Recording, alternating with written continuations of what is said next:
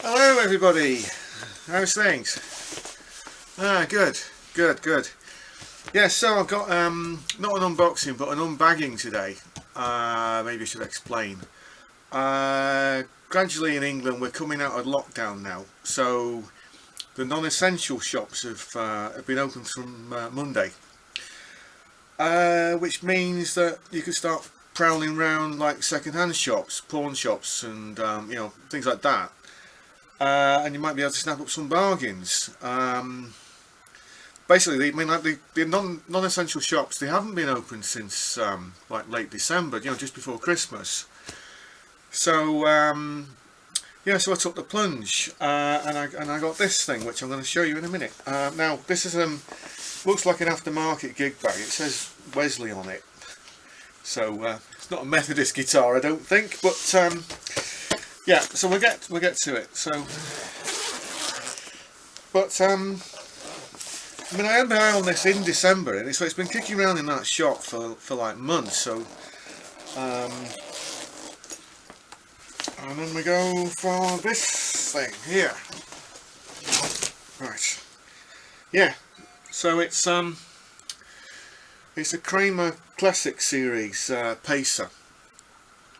Well, what's that? Well, it's kind of a reissue of like sort of 80s sort of shredder type guitars. I'm not sure when this dates to. I think it's as 2017. I'm not sure. I'm trying to read the.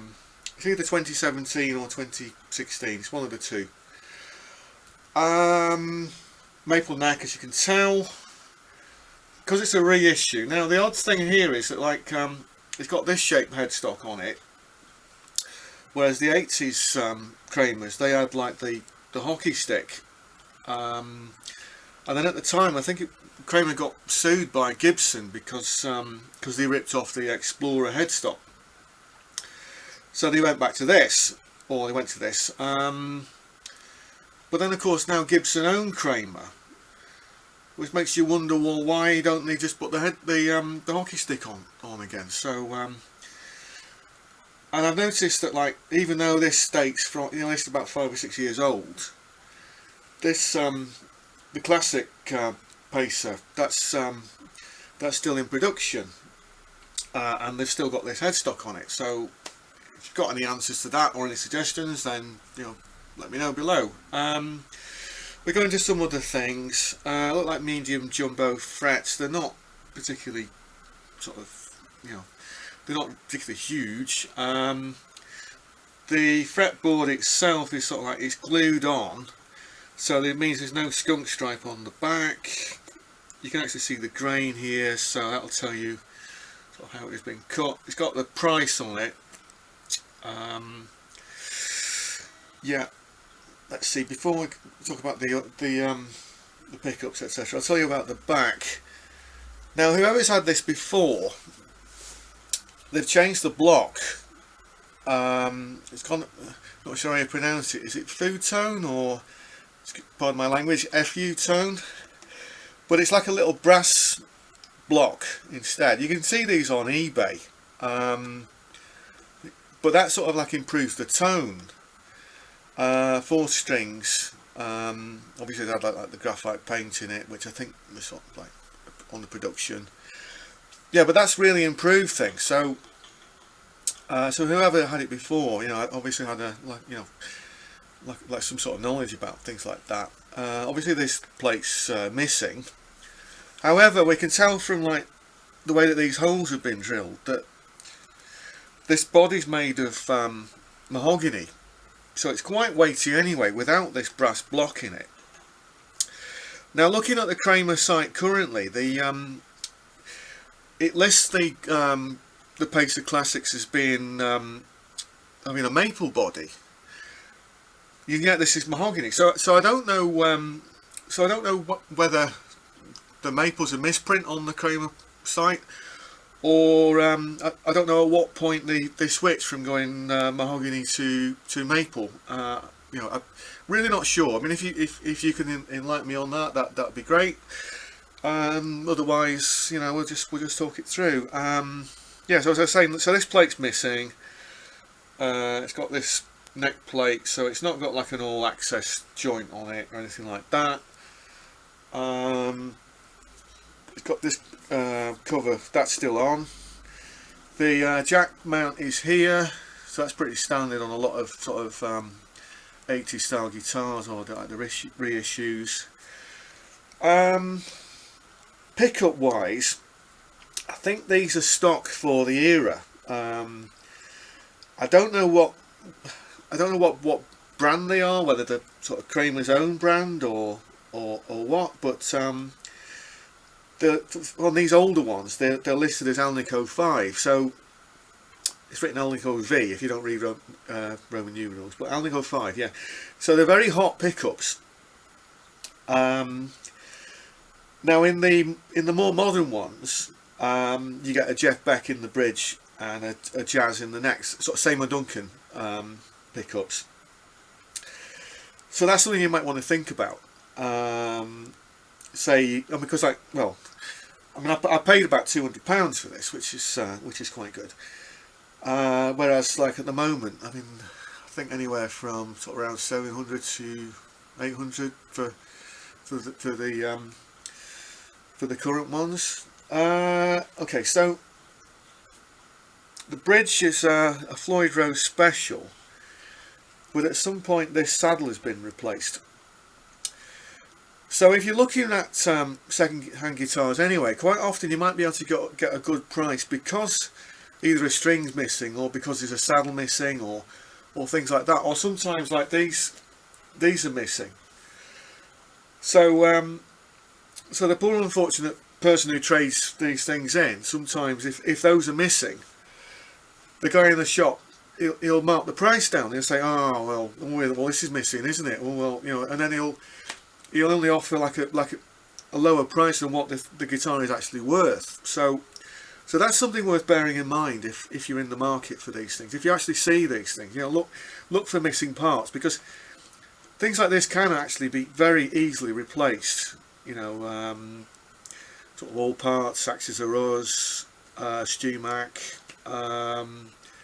etc., etc. You know, there's loads of these places that just actually specialise in replacement parts. So that's worth keeping your eye on as well. Switching. Actually, yeah, switching. So it's got a three-way switch: neck, middle, bridge. It's not the best of switches, and what I'm not all that keen on, now it's got these three knobs. Now whoever's had this before is like, change these two for silver ones, because as they're actually shipped, the knobs are all black, but if I actually explain what these knobs do, then you could perhaps see this person's reasoning for changing them. This is the tone pot for the bridge. Sorry, correction. This is the volume pot for the bridge, like a master volume. This is a master volume for the neck and a master tone for both. Now I find that problematic, you know, for the way I play, because I play a lot of stuff on the neck pickup. So if I want to, say, like roll the volume down on my neck pickup, it means I've got to move down here. So if I'm playing, it means I've got to move down here, whereas instinctively you want to reach for this one. So I think that's a bit of a design fault. You know, and I may even look into actually changing that. The tone is really out of the way, and I mean, like on a lot of these hot rodded Strat type guitars, they sort of follow Eddie Van Halen's lead, and yeah, Eddie Van Halen's lead. Yeah, sorry about that pun, but and they just have like a single volume pot for everything, or they'll just have that one pickup, you know. So so that could be rewired. So that's something else to think about as well. Like I was saying, it's mahogany body. It's got this pearl, I think they call it pearl white paint. So it's kind of like, can you see that very well? So it's yeah, it's kind of like a metallic white. When you hold it to the light, it's almost like what I would call like a candy apple white, but they call it pearl white. And another thing as well, I was talking about missing parts. Quite often when you see these guitars come in, they don't always come with the whammy bar, but this one actually did. So that's something else to keep in mind as well, because you know, if the whammy bar is missing, then you might be able to get a better price on the guitar, and then just order a replacement. They're very easy to come by these, you know, from the same suppliers as I mentioned before, and then that just slots in here like that, and then you've got this. It just screws down. You just screw that down like that, and then we're good to go. Now, it may need a setup. I mean, it's got like the 4 springs in the back and that block, so it's kind of fixed at the moment. So you have to, it's not, you can't really like pull up on it that easily at the moment. So it's not set floating. It does work as a whammy, but it's very stiff. So and also, I mean, like I've been used to playing heavier strings. I think these are gauge 9. I've kind of been getting used to them again. But for the way I play it can seem a bit floppy. So that might be something worth looking at as well. Okay, so now having talked you through that, I'm going to give you some sounds. We'll go through some cleans and a few overdrives and things like that. So yeah, so we'll take it from there. Alright, see you in a minute. Okay, so I'm going to give you the rig rundown now. Let's see, starting out with a Dynacomp compressor with these settings. That's the output level. So I mean, as long as the sensitivity is around there, you can sort of tweak the output level, say around between there and there, and it'd be all right. You probably see where I'm going with this. Van Halen phaser, pinnacle, yeah, 1 pinnacle pedal on these settings. Since it's a kind of sort of Van Halen-y type guitar, I thought we could set up get a Van Halen sound, and in rehearsals it did actually sound quite good. My favourite chorus pedal, this TC Electronic Third Dimension. I'm on button 3 at the moment, but I'm going to experiment maybe on button 4 for some of the cleaner tones. I'm using this delay today, TC Electronic Noble Repeater, marine layer reverb. Can you see my settings there? And then that's going into Boss Katana on the clean channel. Yeah, so we actually now I think we'll get into some sounds, and then we'll take it from there. All right. Okay, we get into some sounds now. So I'll start with the clean. This is a clean on neck pickup.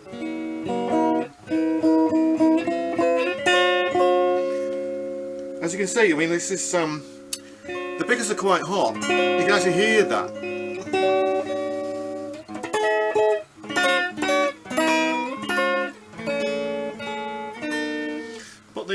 Put the compressor in. That boosts it slightly and sort of evens things out.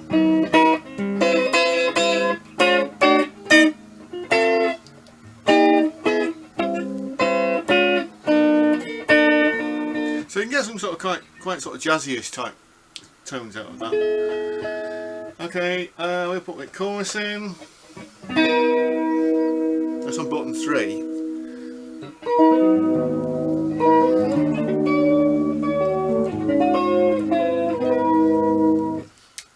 Button 4, which is more 80s sounding.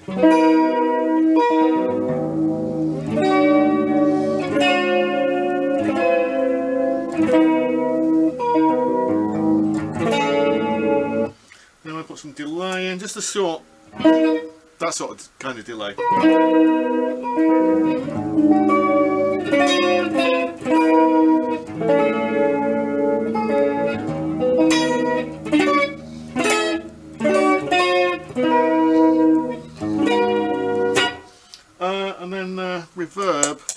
like a room reverb. That's just on the whole reverb. Sorry about that.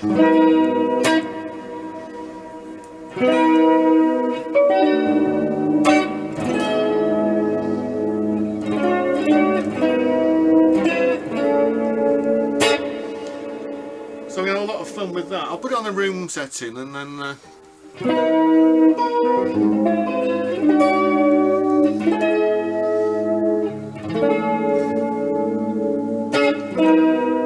yeah, so that sounds quite good. Bridge pickup is a, well, actually no, let's go mid. Let's do it logically. So it's both together.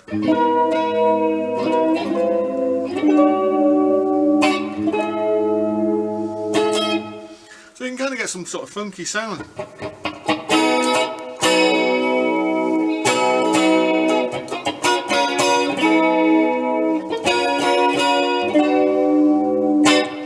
Oh, of course, don't do that Andy Summers chord. Not be able to play it.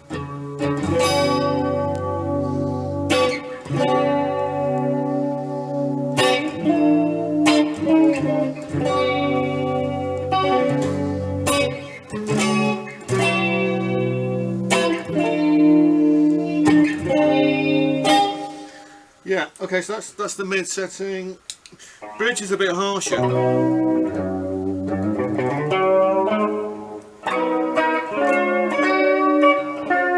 For consistency, I'm just going to play that chord shape.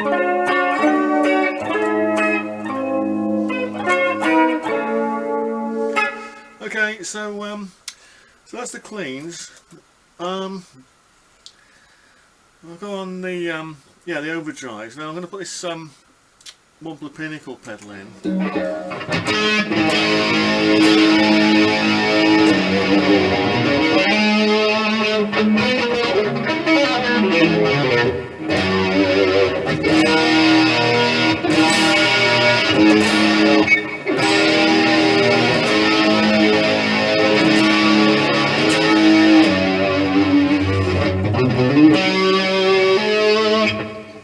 That's with a bit of chorus. So I'm just going to sort of strip it back again to right.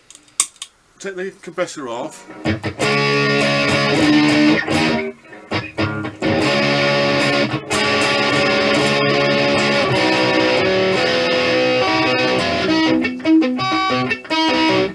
Put the compressor back in.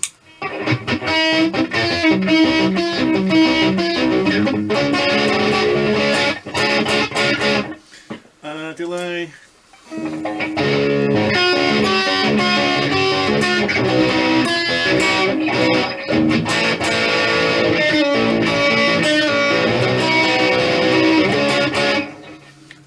Reverb.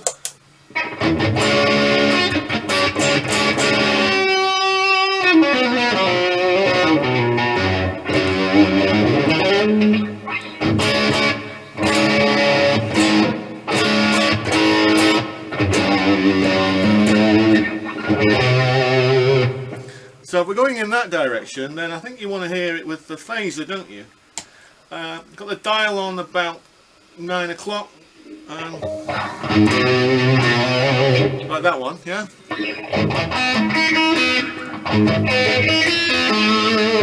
But dare not play much more of that, but I think you know where that's going.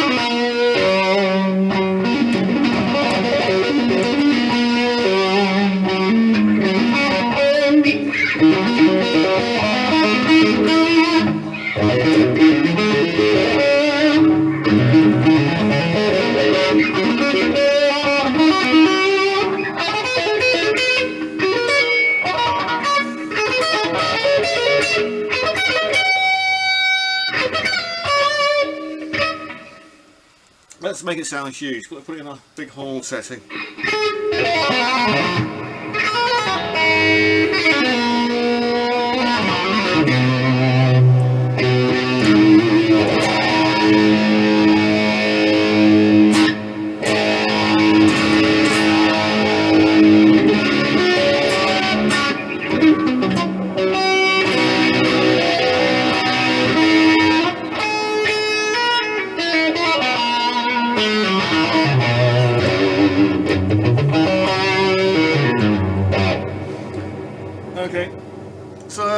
you get the idea from that one.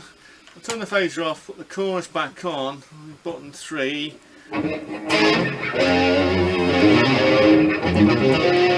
There's a bit more sort of 80s hair metal kind of sort of territory.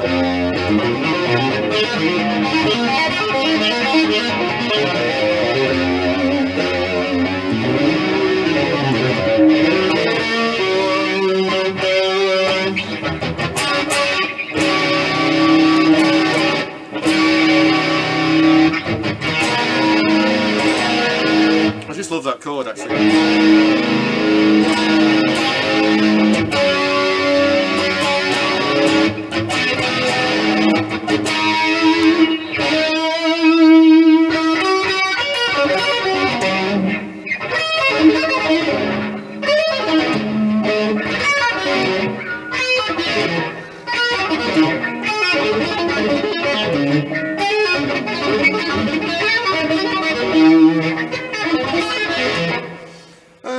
Try that on the neck pickup, see if that improves things.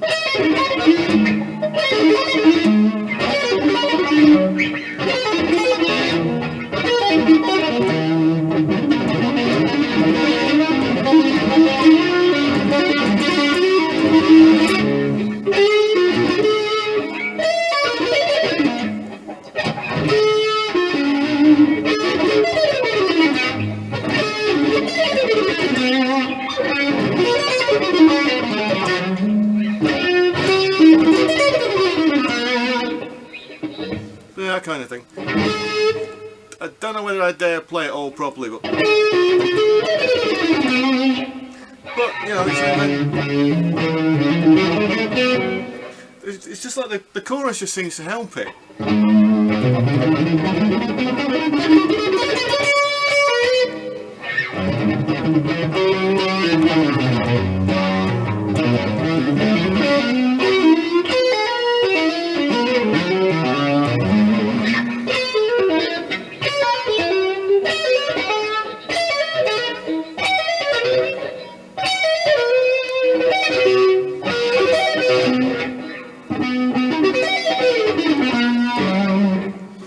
Yeah, so there's quite a lot we can do with that. You know, it's a very versatile instrument.